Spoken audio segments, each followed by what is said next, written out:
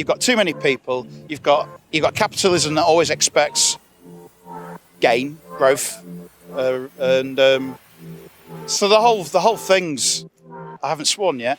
Yeah, it grabs free energy from the outside. Amazing. Yeah, I don't police it, no. I don't know if it actually works out cheaper. Electricity is cheaper after 7 p.m. and it's cheapest between 10 p.m. and 5 a.m. Is it affordable to be environmentally friendly? It's very expensive. The real question is, do you really want to damage the environment that you live in? Do you want to pollute this place or not?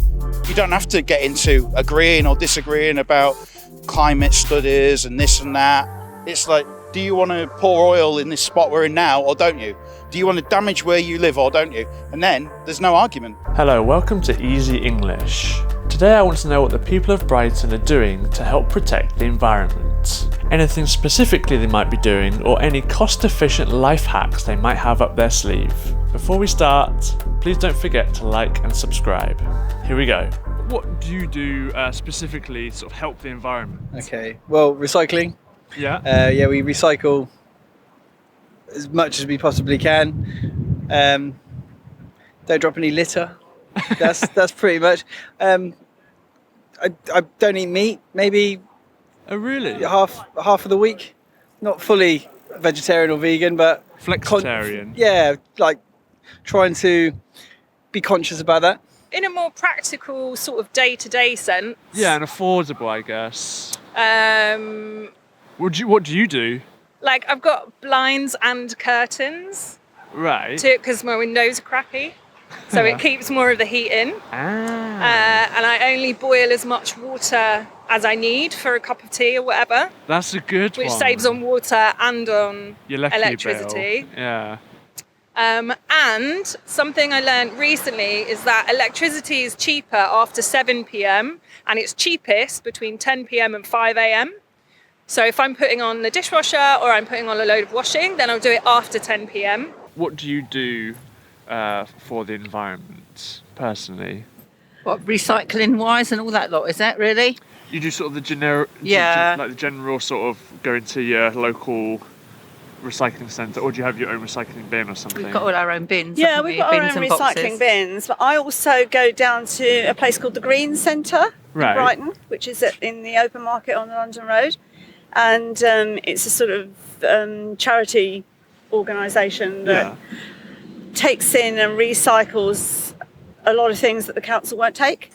So they take, I don't know, odds and ends like, biro pens, foil, food pouches, baby food pouches, pet food pouches. They're just, there's a whole range of things they take in. There's a list of a couple of dozen things that they take. And so we sort of keep our stuff in the garage, and then once a month we hop down there and take all our bits and pieces down. Oh, nice. Okay. So that's it. I found that quite good because it means there's a lot less things going into our actual rubbish bin. What is it you do to help with climate change or the environment? Right. Well, I've been supporting the Green Party for a long time and trying to do things that are environmentally sound. So like I don't drive, I use public transport, compost stuff. At my old house, I had an air source heat pump for all of a month because we then moved, which was a shame, but that was brilliant. What did you have, sorry? An air source heat pump. Air source heat pump? Yeah, to get rid of gas. Right. So that was quite an undertaking, but it was brilliant. And I can highly recommend them despite all the bad press that they have. And then we moved to Saltdean, and we've just 2 weeks ago got solar panels, which is fascinating, but it's a bit scary because I keep having alarms going off at the minute, so they're sorting out something that's wrong with them. There's alarms going off? We're off grid for most of the day now, so Really? that's great. Yeah. I'm afraid I have a bleak opinion, or not a bleak outlook, which is I don't think there is anything, or I think that I believe the terms, gesture politics. It falls into that. Like, I don't eat meat anymore. All right, great. And what about Africa? What about India? And what about all these other places that have huge amounts of resource needs? and they look at us and go, well, we want to have a slice of that. Yeah. I just think it's a drop in the ocean. I mean, it's very defeatist. I do accept that, my point of view.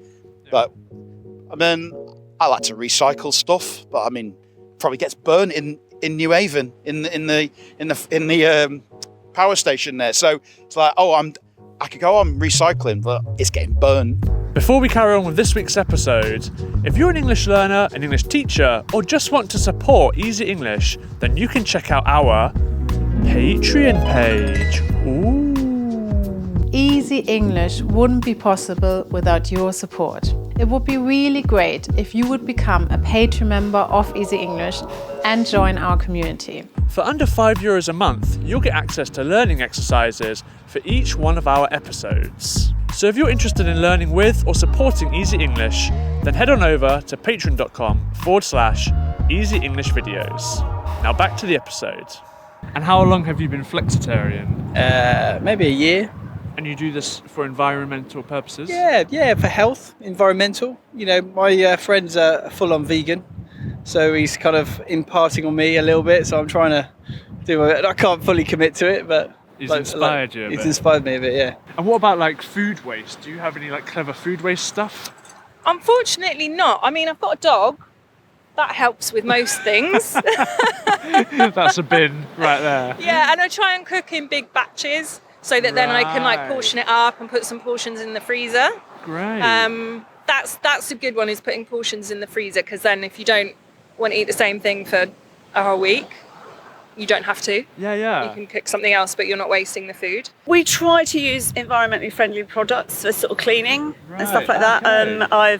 I got I don't know, a few years ago now, I got into using a sort of vinegar and lemon mixture for doing a lot of cleaning around the house. Yeah, I've seen a lot of that. Yeah, we try to buy things that have got less plastic packaging, those sorts of things. And the lemon and vinegar thing, is that like an alternative to bleach? Is that what you'd say? Or it's a general cleaner. It's great on glass and mirrors and things like that, tiles, those sort of things, but it's also a natural disinfectant, antibacterial.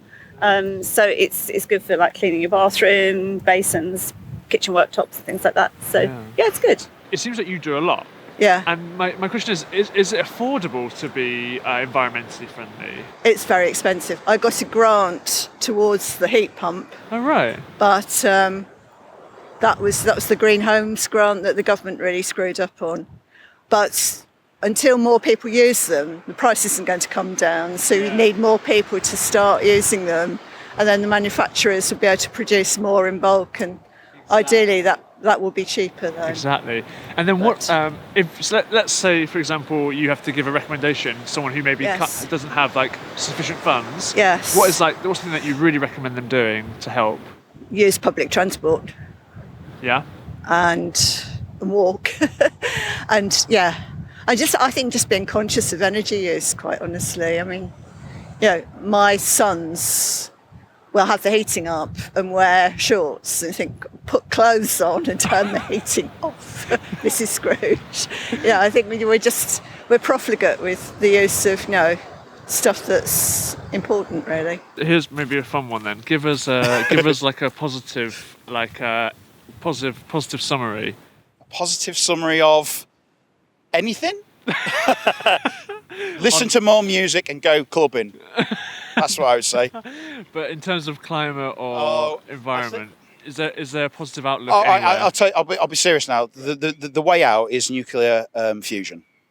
Right. Okay. That's the way out. This is the big gesture that needs to happen now. This is the only way out. You can have your wind farms, you can have all that, and of course it is useful. Yeah. But it's not going to deal with 7 billion people. And nuclear fusion is the route out of this. It will remove our reliance on fossil fuels. It will completely unburden us. It will probably unburden us from all of the geopolitical issues that we're currently facing. So, and with the Manhattan Project, I don't know how many hundreds of people were involved, and I don't know what the equivalent cost would be in today's terms. Right. But I bet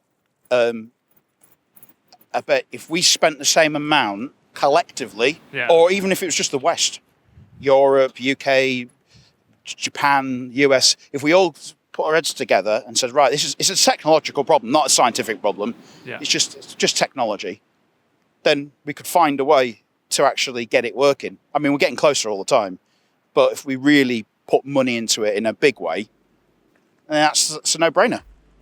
But it's got the word nuclear. People don't like that either. No, do not.